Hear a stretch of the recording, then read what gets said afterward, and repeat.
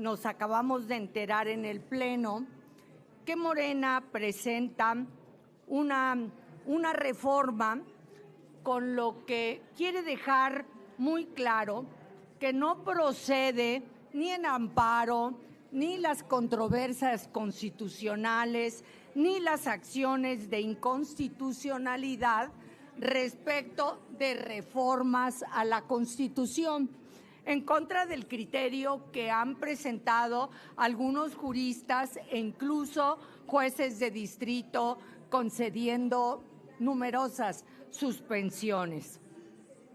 Ningún medio de control de constitucionalidad, nos dicen, es procedente respecto de reformas a la Constitución. Esto de suyo significa, esta reforma que quieren pretender aprobar, significa un reconocimiento, una admisión implícita de que sí procede el amparo, las controversias constitucionales y las acciones de inconstitucional. Tan es así que hoy quieren ponerle un dique legal, constitucional, para que esto no sea procedente. Pero jurídicamente y de una primera revisión que como grupo parlamentario hemos estado haciendo de la iniciativa que se presenta y que seguramente pretenderán que sea aprobada por la mayoría oficialista el jueves. De esta primera revisión, primero hay que precisar, lo que se pueda aprobar con la mayoría oficialista el jueves no puede tener carácter retroactivo respecto de la reforma del Poder Judicial que ya fue aprobada por esta misma mayoría y la cual está sujeta a otro régimen legal. Esto implica una modificación al artículo 1 de la Constitución, que habla de los derechos humanos, que como ustedes saben son pro persona y son progresivos.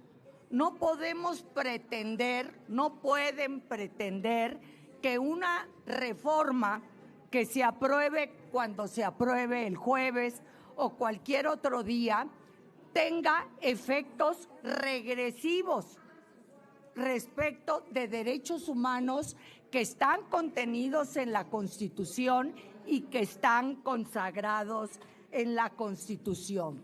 Esto nos lleva a un principio fundamental.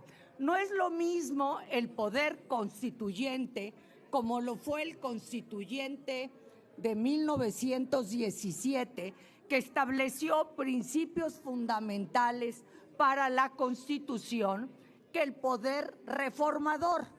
El poder reformador que modifica algunas disposiciones constitucionales, pero que tiene que respetar los principios fundamentales sobre los que se rige nuestro sistema constitucional. Simplemente la forma de gobierno, los derechos humanos, la división de poderes, el respeto y contrapeso entre los poderes, por mencionar solamente algunos. Por otro lado, establece también la no aplicación de las convenciones internacionales que México ha suscrito y que, de acuerdo a la propia Constitución, son ley suprema, al mismo nivel que las disposiciones constitucionales, lo que pone de manifiesto un rechazo y un desconocer al sistema interamericano de derechos humanos del cual formamos parte. ¿Por qué nos parece tan delicado esto?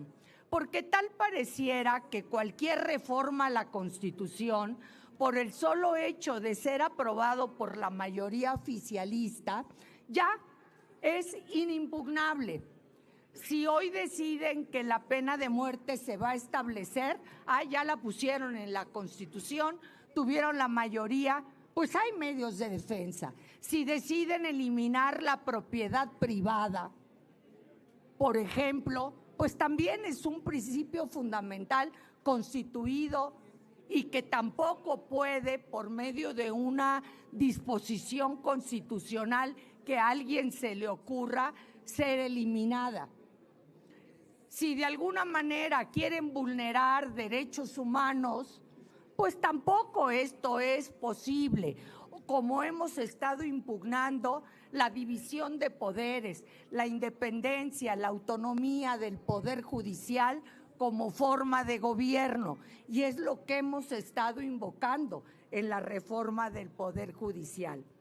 Considero, y es una opinión de los compañeros de Acción Nacional, que con esta medida lo que se busca es establecer un régimen autoritario. Esta no es una reforma constitucional, es una expresión del autoritarismo de Morena. ¿Es cuánto? La primera pregunta es de Andrea Becerril, de La Jornada. Buenas tardes. Sí, yo le quisiera preguntar sobre esto que acaba de decir. De hecho, en la Constitución ya hay algunas normas que impiden que las reformas constitucionales sean sujeto de modificaciones o de controversia. La ley de amparo lo establece muy claro.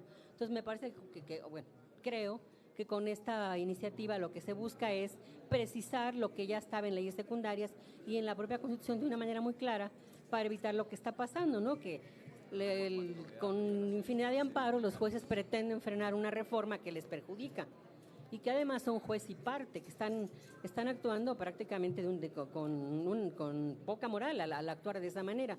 Y bueno, quisiera hacer otra pregunta después. En relación quisiera preguntarles qué opinan de esta juez que le insiste a la Presidenta de la República en que baje en el Diario Oficial una norma que ya ha sido publicada, sobre todo tomando en cuenta la calidad moral de esta jueza, que tiene infinidad ya de reportes y que hay muestra de una actitud poco seria y poco ética.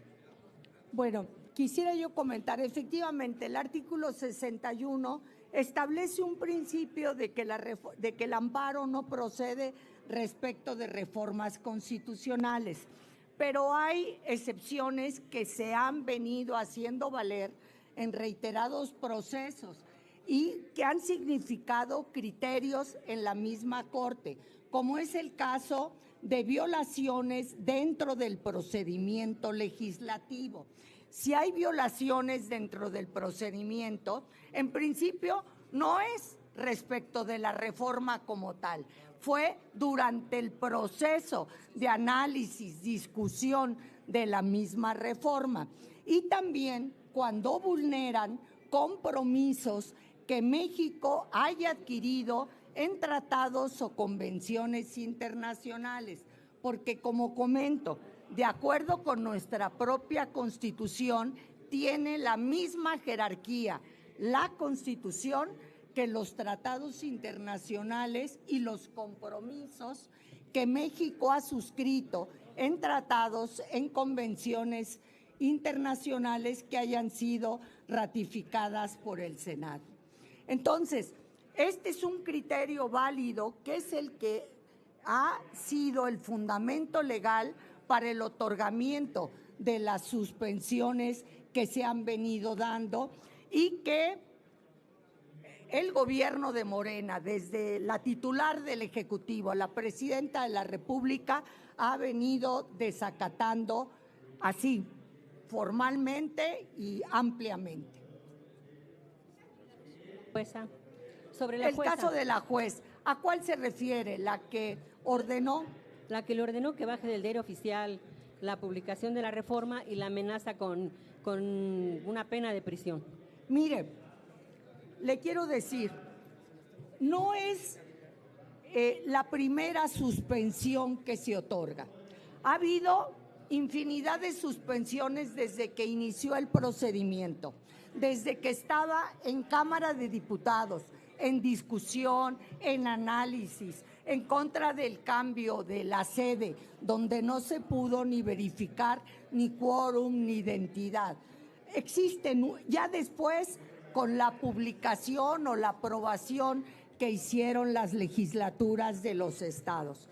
Es decir, durante el procedimiento legislativo hubo suspensiones que indicaban suspender el procedimiento, que no fuera publicado, que no se enviara a las legislaturas de los estados, bueno, que no se enviara ni a la Cámara de Senadores.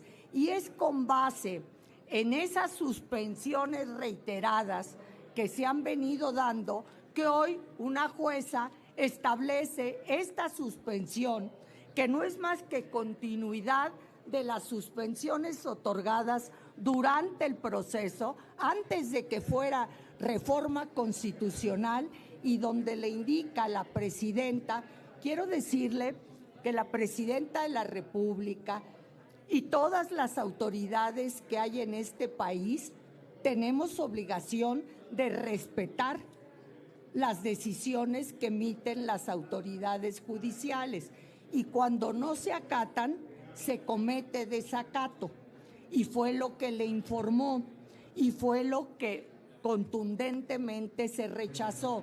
Pero ha habido una cadena de suspensiones desde que era procedimiento, y esa es la argumentación, hasta hoy, que ya está publicado en el Diario Oficial, y desacatos reiterados. Sí, perdón, yo me refería a la calidad moral de una juez que tiene antecedentes de corrupción, de nepotismo, que ha sido requerida por el Consejo de la Judicatura. Entonces, eso es lo que le preguntaba. ¿Ella tiene autoridad moral para hacer lo que hizo? Mire, no conozco, y no es que simple y sencillamente contradiga su punto de vista. No conozco el que respecto de la juez haya habido cuestionamientos o sanciones del Consejo de la Judicatura. Lo que sí le quiero decir es que es una juez de distrito en funciones, que al emitir la suspensión lo hace con base en las reiteradas suspensiones que dentro del procedimiento se instruyeron y que fueron desacatadas, y que hoy, una vez publicada la reforma constitucional, lo que pide es que se baje, porque no se atendió las diversas instrucciones de jueces en donde les pedían suspender el procedimiento.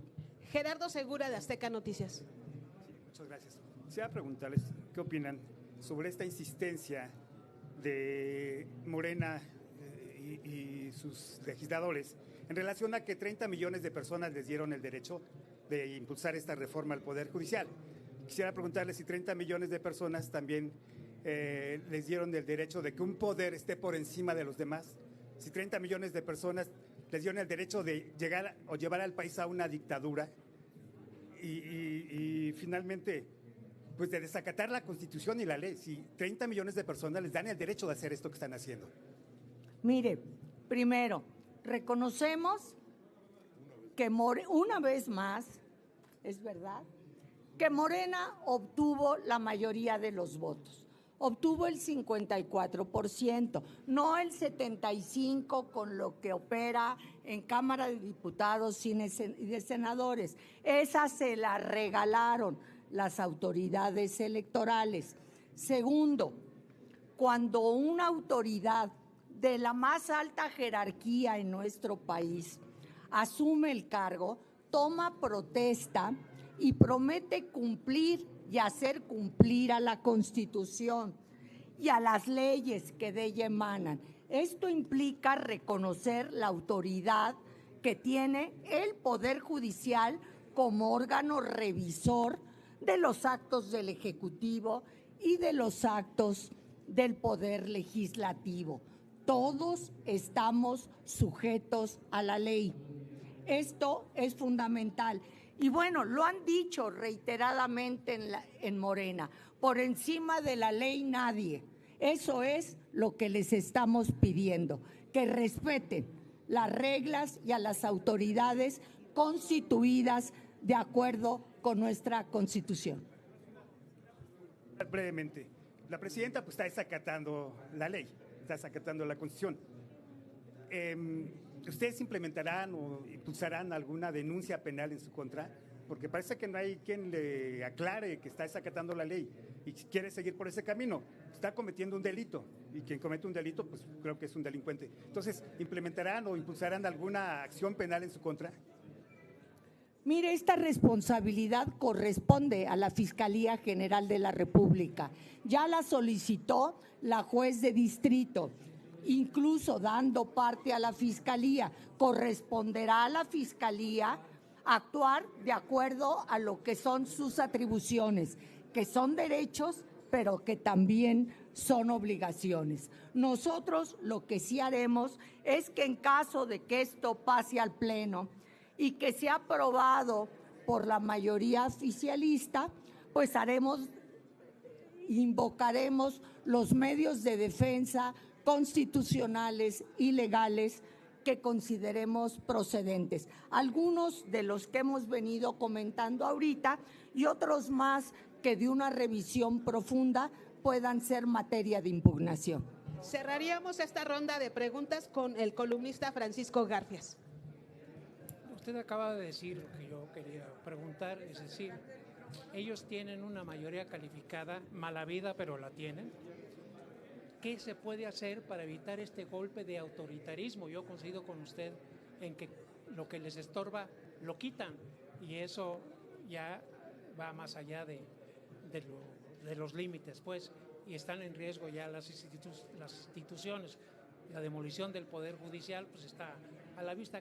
¿Qué se puede hacer si ellos tienen esa mayoría calificada en ambas cámaras? ¿Cómo poder detenerlos?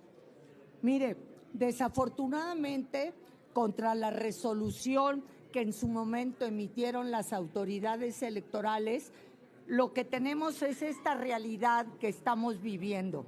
Nuestra parte como oposición es alzar la voz, dar nuestro punto de vista y generar conciencia en los ciudadanos que el voto que dieron por Morena no significó un voto por la gobernabilidad, por el orden, por la aplicación de la ley, por el respeto de sus derechos. Estas reformas que están proponiendo no son reformas constitucionales, es expresiones claras de un autoritarismo en el gobierno.